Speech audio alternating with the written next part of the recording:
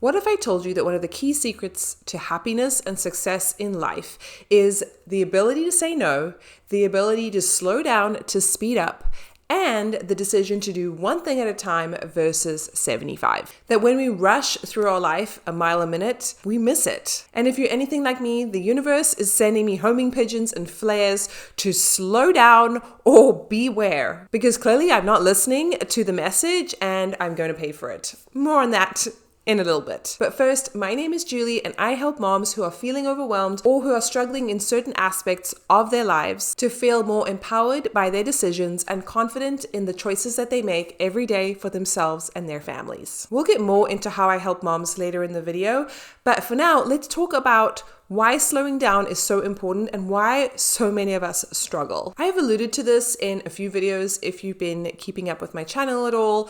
And honestly, I've been forced to slow down a lot this year and I'm not happy about it. I feel like there have been signs everywhere, whether it's online, things telling me to slow down, or people that I admire talking about it, or just coming up in general conversation, how fast-paced life is. But for me, the most important signal that I needed to slow down was that I hurt my elbow, my arm, last year already, May, and when I'm filming this, it's March, so that's 10 months ago, and it's still not really better, but it is improved, it has improved. And if that wasn't a loud yell from my body telling me that I need to calm down, then I don't know what is. I don't want to go into this too much, but essentially I was playing a lot of tennis and then I was way too ambitious with weightlifting. And these things would have been fine if I just let myself actually recover after each kind of incident where I knew I'd pushed myself too far. But no, I kept going. And then when we were renovating our house, I was buying furniture and putting it together. I thought, here I am thinking I'm like a professional construction worker or something. And a lot of screwdriving and just picking up heavy objects. It was too much for my body and everything came to a screaming halt where I had to basically lie in bed because that was the only way I could not do things, or lie in the bath so I could have hot water on my arm. And this was the only way that I could slowly rest. And even then it would take days to recover. So I would get a little bit better and then I would go back full hog doing everything that I would usually do, making bread or, obviously this is not a choice really, but my husband travels a lot, so I would be looking after the kids, which is like with my 3-year-old, a lot of picking her up and putting her in a car seat, especially when she doesn't want to, and getting her dressed, and then just general things, a lot of driving, all this kind of thing. And I would pay for it, where I wouldn't really be able to use this arm because it hurt so much for 4 days, 5 days at a time. Eventually I got some medication, which I don't even think really helped, but maybe it did. It didn't help immediately, I guess. And I spent a lot of time in bed when my kids were at school or when they were sleeping. I would just kind of do nothing. It was the worst. It was so depressing and it has taught me a lot, to the point where I really appreciate now being able to brush my teeth with my right hand. I appreciate being able to write with my dominant arm. I wasn't able to really make bread, which I make a lot on this channel and just in my day-to-day life. I was sewing a lot. All of this stuff had to kind of stop because I didn't have a dominant arm and there's only so much you can do with one hand. And in a previous life, I was a hand therapist, so I understand how important your upper limbs are, especially your dominant hand. It is basically the fingers of your brain. It is like interpreting what your brain thinks into the physical world. It is crucial. And because I wasn't respecting all the signals that my body was yelling at me, I paid for it. Anyway, I don't want you to have to go through this like me. I don't want you to have to behave in a stubborn manner like I did. And so I want to talk to you about why we find slowing down so hard and what are things you can do about it. I think in a lot of ways we are socialized as women and moms to do everything. I recently made a video, which I will put up here, all about how we struggle to ask for help. And this is very much in the same vein as we can't ask for help and therefore we cannot slow down, or we think we can't slow down until we are forced to do it. And trust me, you don't want to be in a position where you are forced, where you have let something go for so long, where you haven't asked for help because you're too stubborn or you feel like it makes you look too vulnerable or weak, and then you pay for it in droves. So I think we just think that we need to do everything ourselves as a badge of honor, a mark of honor, I'm not really sure. And it leads us into a situation where eventually something has got to give. We will experience mental burnout, physical burnout, both, emotional instability. For me, it's ironic because I love to be creative with my hands and make things and do things and bake and cook and look after my family. I love having a clean home. I love decluttering, that kind of thing. And when I couldn't really do that, or I couldn't do it comfortably, it just hurt so much to do it. And I knew that this pain was telling me to stop. It wasn't like a post-workout pain where you're like, oh, I went to the gym and I feel good. It was nothing like that. It was like, this is an ache that does not feel great at all, and you need to stop. Even after I've had a busy day, or when my husband's away and I'm doing all of the housework and not sharing those responsibilities, I feel it in the evening, and sometimes throughout the day too. I still drive with my left arm because I don't want to use my right arm if I don't need to, but that's besides the point.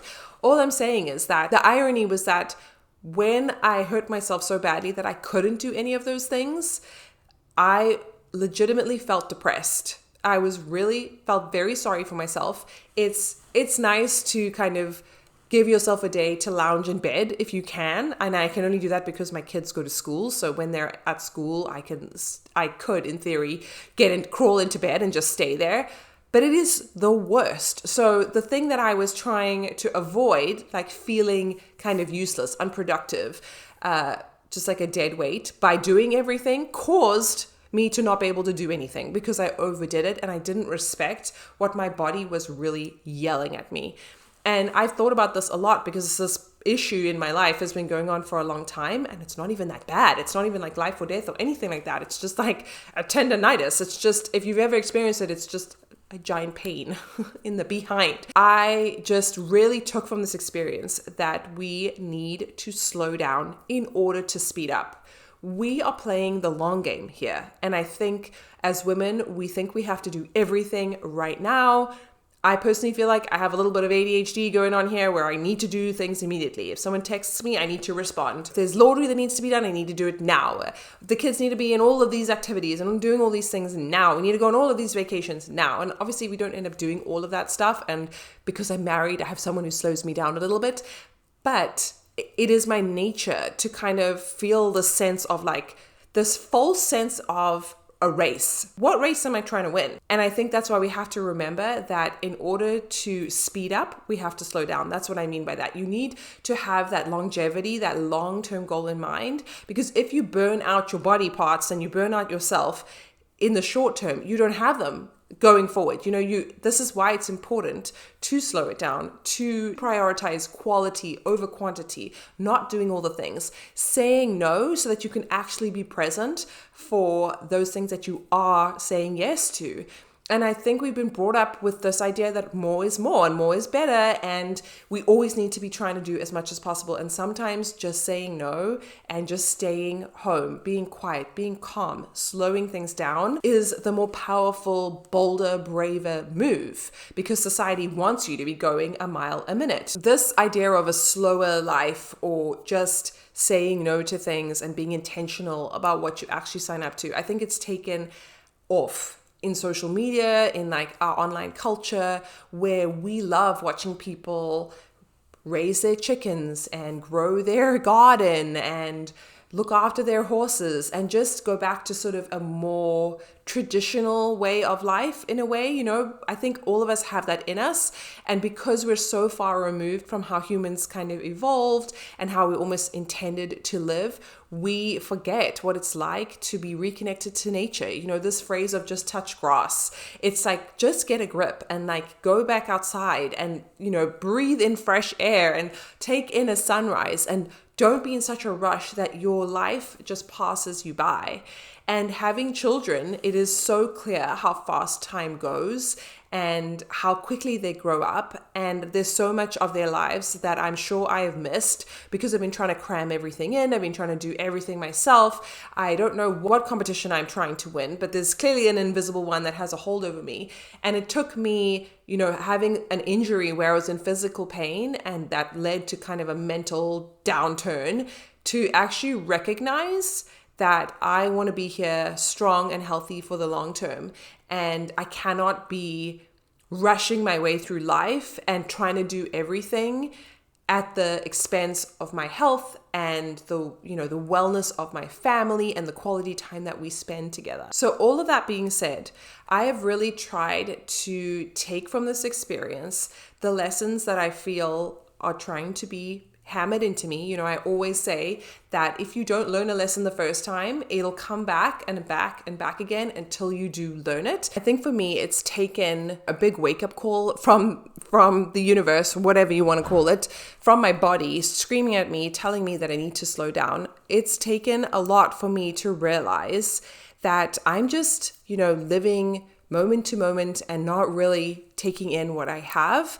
And I think the beauty of a slower paced lifestyle, of trying to savor the moments a little bit more, just being in the present. It doesn't have to be anything crazy. You don't have to be going on these crazy trips or buying these expensive cars or doing anything like that. You just need to be present to your own life, because when your health, mental, physical, emotional is compromised, you can't do anything. And so that's the lesson that my body is trying to tell me, and maybe for you too, that slowing down, giving yourself permission to not have to keep up with everybody else, to not compare yourself to anybody else, because we know that phrase, comparison is the thief of joy. It's so true. When you are always looking at someone else's life, not fully understanding the big picture. Like, you don't have the awareness that they have into their own life, or the insight that they have into what they've gone through and how they've got there. We see so many people online and we think, oh, they have what I want, or they have this and it came so easy to them, or they were just given it, or something like that. And we really don't know the backstory. And so comparing is really like comparing a fruit to a vegetable. Like, they all grow in separate seasons. They grow to different sizes, different colors. There's no comparing them. There's no point competing, because it's a total waste of time. And this is a really hard lesson to learn. And I definitely fall into this trap. And so focusing on what I can control, focusing on my own little family and raising my children to the best of my ability with as much intention as I can has been a game changer. The other thing with living more slow and just slowing down is that you don't appreciate the space in between busy moments until you give yourself time to actually have it, if that makes sense. So when you're just go, go, go all the time, trying to do all the school things, all the trips, all the activities, or all the socializing or whatever, you don't give your mind a time to break and rest. And so many insights, at least I feel like so much of my thought processes come to me when I have not filled up my mind with other things, which includes my phone. That's another video for another day of how I'm really dramatically reducing my screen time, because I feel like it's gotten out of control. And that's also part of slowing down, is like, not, being online and having your mind busy is not the point, right? Even if you look like you're not doing anything. This is when you will have insights, is when your brain has time to actually think and just be, and like let the thoughts kind of come to you. And that's why people do meditation and yoga and prayer and all this kind of thing. It's important for us as human beings. We know on a spiritual level that we need to make space and time to just be and to just let things kind of happen and occur. Now, I will not say that I'm an expert on how to slow down, besides the fact that I've recognized how important it is and how life-giving it can be, because as I said, I'm here to play the long game. I'm not trying to burn myself out when my kids are very young. I want to be here healthy and emotionally stable as they get older and, for a long, long time. But some things that do really help me is giving myself permission to say no, talking about it with my husband so that we together can, decide as a family what we're going to agree to, commit to or not. Reading a book, as strange as that might sound, I am a very busy person and I can't sit still. It might be a problem, but reading a physical book means that I can't really do anything else. And so I'm forced to kind of relax a little bit. I'm still doing something if I want to, but giving myself more permission to lie down and nap and sleep in a little later or go to bed earlier so that I have more energy in the morning. These are all important things that I think we need to do in order to embrace a more slower lifestyle. I really remember reading a book many years ago, so I cannot even remember the title of this book, but it was something about this lady was talking about how she even takes pride and joy, or she even takes a moment in like washing the dishes. So instead of just like rushing through everything and as mundane as washing the dishes, and a lot of people hate to do it, she takes her time and like just washes the dishes and doesn't do 500 other things at once. She just washes a dish. And, that might not be for you, but the concept is interesting, like doing one thing at a time, not 700. And I'm guilty of this. I mean, I often talk about listening to a podcast or a book while you're doing chores as a way to get you motivated to actually do the thing, because I do think people need to live in clean and tidy and decluttered environments. But sometimes it's good just to have your mind free, like go for a walk with nothing in your ears and just enjoy what's outside, because I feel like I've lost that ability to just have my mind be at ease without being entertained all the time. And I think it's a skill that I need to relearn. So that's something I'm going to be working on.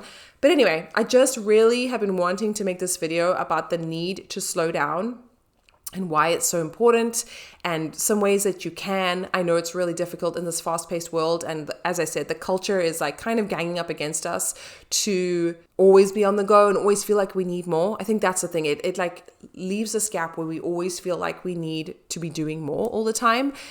But I'm telling you, that's a lie. That's like a societal myth that has been created for you to purchase more things and kind of become a slave to algorithms and advertisers, and you do not need to be doing that. You can go back. Like, a lot of us don't remember what it was like without cell phones, but many of us do remember what it was like and how we just lived normal lives. And it's very hard to imagine what that slow pace was like. And again, you don't have to get rid of your cell phone, but you do need to be conscious of how your mind is always busy and you always need something for distraction. So I just wanted to give you permission, if it means anything, to slow down, to reclaim things that are important to you, to focus on one task at a time, not 500 at once, and to just enjoy your life. Stop and enjoy it, because you're only going to be this young today, and then tomorrow you're a day older, and life just passes you by if you don't take a moment and be present for it. So if this was something that was interesting to you or inspired you in any way, please let me know down below in the comments. Give this video a like, subscribe to my channel for more content like this, where I feel like as moms, we forget ourselves. I spoke about in the beginning how I help moms go from feeling stressed and overwhelmed to feeling more empowered and confident in their parenting and their choices. And this is a way to do it, to get back in touch with your intuition. So many of us lose the ability to talk to our intuition, especially when we have kids and we feel stressed and we feel overwhelmed and we don't know what's going on, and it's such a new life. And because we don't live in sort of a community setting so much, like a tribal setting as much anymore, in a village where we can learn from other people and we have other people to help us, we live in silos instead. We're just connected via technology, which has left us more alone than ever before. Because of that, we have lost the ability to get quiet with ourselves and really think about how we want to raise our children to be responsible, resilient adults. And so I really help people through coaching, individually and groups. I've done courses, all of these things to get back in touch with what they really want for their family and how they can design their lives. So if that is something that you're interested in, send me an email down below and we can chat and talk about how I can help you go from surviving to thriving, because you don't want to look back in your life in like 5 years time, 10 years time, and think, I missed all of that because I was so busy on the hamster wheel. I was so busy consumed by my own issues or problems or fake worries or comparing myself to other people or just feeling overwhelmed by all the things I thought I should do. And I look back and I'm like, I didn't need to do any of that. So if you want to get out of that rat race and out of that mindset, make sure you send me a comment down below, send me an email, and we can start chatting. It was great hanging out with you guys. As always, I can't wait to see you in my next video. Thank you so much for watching, and I will see you soon. Bye.